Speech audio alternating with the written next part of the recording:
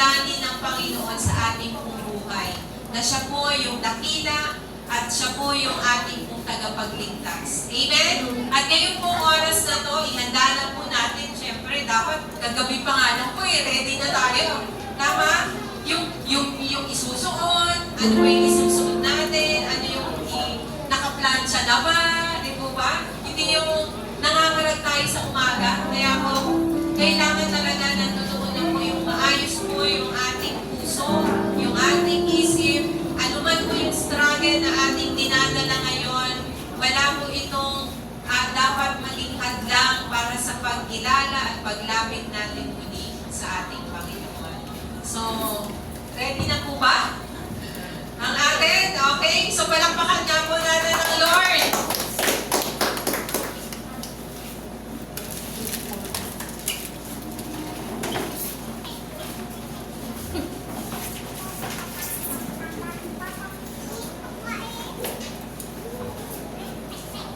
Praise. Ayan, isang mapagpalang umaga po sa ating lahat. Bago po mag-start ng ating Sunday service, inaanyayahan ko po muna ang lahat na magsitayo at sabay-sabay natin aawitan ang Diyos.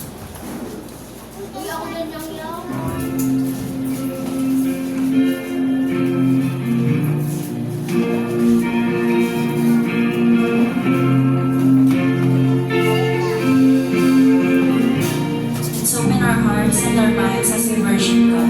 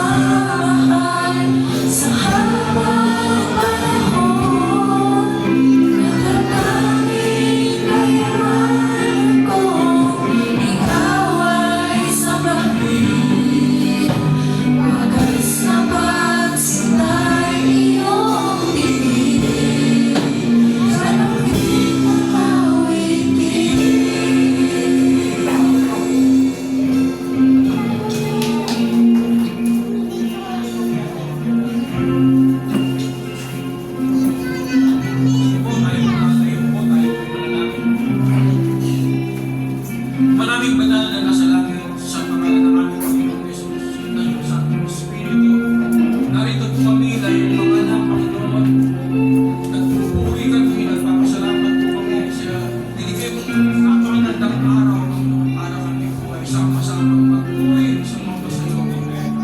Wala po kami pinataas, hindi ikaw lang ang po, Panginoon. Kaya po, Lord, pangunahan mo po ang gawain ito, Panginoon. Ikaw po ang kalwalagi at madakila sa buhay po namin, Panginoon. Nawa, mapatubak po namin sa aming pagsambang ito. Ikaw po ang patuloy na kalwalagi at madakila.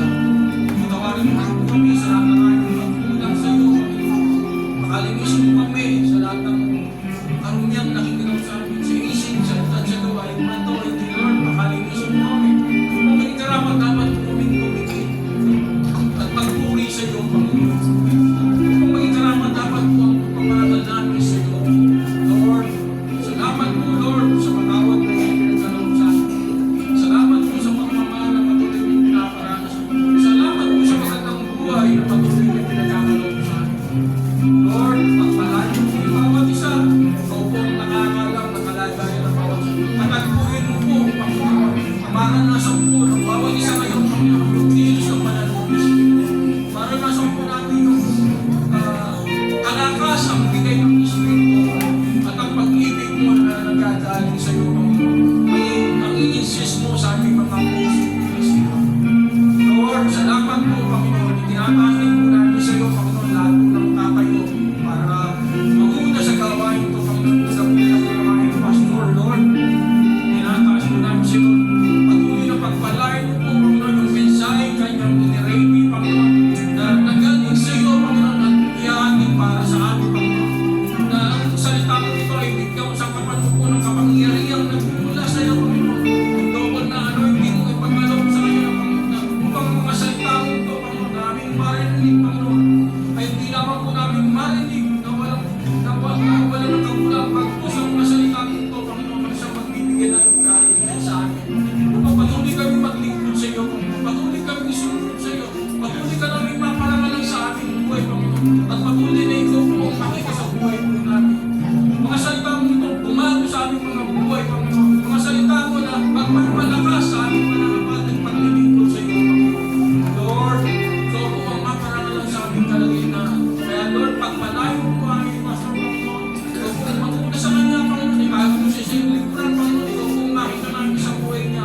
Upang pagtuloy na maging pagpapala po buhay niya sa iyong harapan, Panginoon. Kailangan po siya, Panginoon, bigyan po po yung pagbilang, Lord, tinatas namin i-bless po po sila, Panginoon. Patuloy na magamit po sa iyong kawalang yan sa lahat. Lord, ipipay mo rin yung kanilang mga pangailangan, magpinasa pati ng espiritual. Patuloy na may tinatas sa iyo, Panginoon, upang walang maganda sa paglilingkod nila sa iyo. Kaya din po, Panginoon, yung mga mangunguna sa aming pag-aawitan, Lord, i-bless mo po sila, pangunahan mo po sila, Panginoon, madala po nila kami ito sa pinakamataas na antas ng pagpupuri at pagsamba sa iyo. Upang sa aming pagpupuri, Panginoon, ay nandun na magdala ka sa unang mga anghel na sa langit, Panginoon. Natutuwa sa aming pagpupuri at sa aming pagsamba sa iyo, Panginoon. Para ikaw po ang aming nakasamparangan. Kaya Lord, pinapasok namin sa iyo yung mga awit po namin, Panginoon. I-anoint po po sila, Panginoon. At maranasan po nila yung kapuso ng panalangin ng Espiritu. Kaya hindi po yung pagkakit testimony, Lord. I-bless mo po patuloy ang kanilang mga buhay. Kung mga patutuwa ito, Panginoon, ay patuloy na maging encouragement sa aming mga nakakakinig, Panginoon. Lahat po ng gagawin natin, Panginoon, lahat po ng katayo, Panginoon, itinapasok na yung pagpalay mo, Panginoon. Lahat po, Panginoon, ikaw na po mataas at maparangal. Iyatas din po namin, Panginoon, yung mga kapatid po namin wala, Panginoon, Lord. Ingatan mo po sila, Panginoon. Awin mo po yung daan, Panginoon, na kanagdadaanan, Panginoon, upang makapagmadaling po silang mga amin dito. Upang kami po ay sama-sama magpupuri at sasamba sa iyo, Panginoon. Upang patuloy namin maranasan yung pagpapalang galing sa iyo. I-bless mo po sila, Lord. Kaya hindi po yung mga kapitbahay natin dito, Lord, iparinig po sa kanila, Panginoon, yung mga salita mo, Panginoon. Ikaw po ang pumili sa kanila, Banal mo Espiritu, umuwi po sa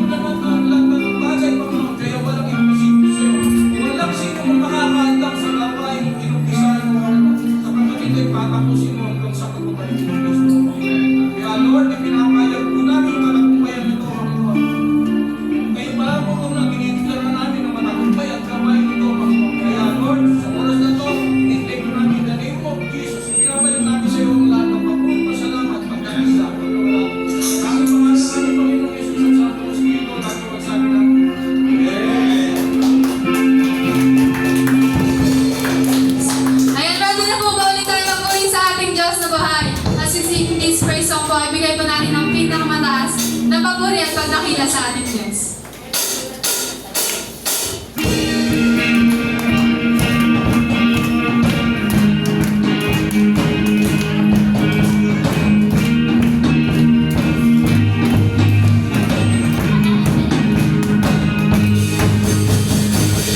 Every time we see your glory, every nation's bowing before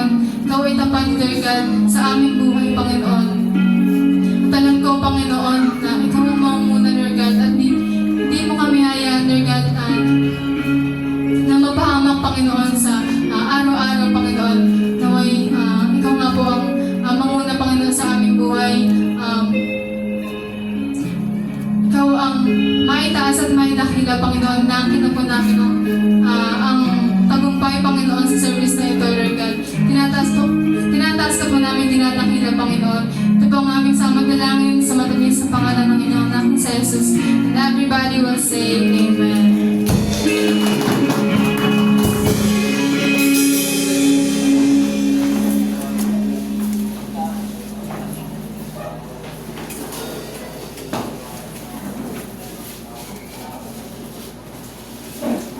Ayan, good morning po ulit sa ating lahat. Ayan. At syempre, good morning sa ating Diyos. Amen.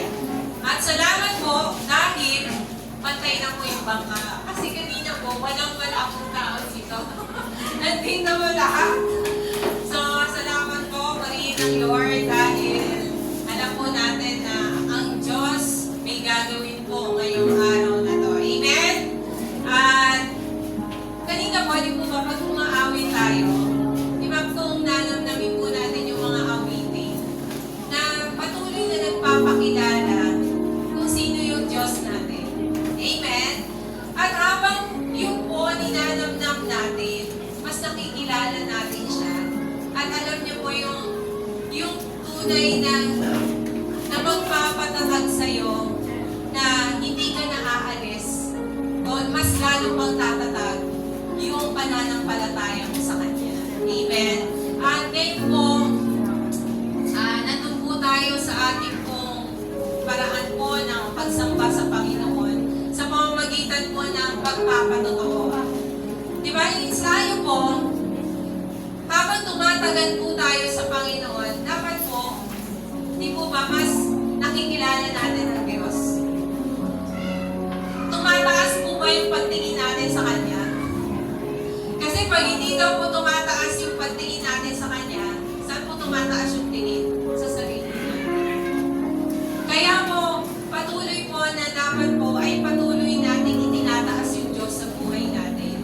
Kasi minsan po kasi yung pagkakilala natin sa Panginoon, kinikilala lang natin siya kapag kami ginagawa siya sa atin.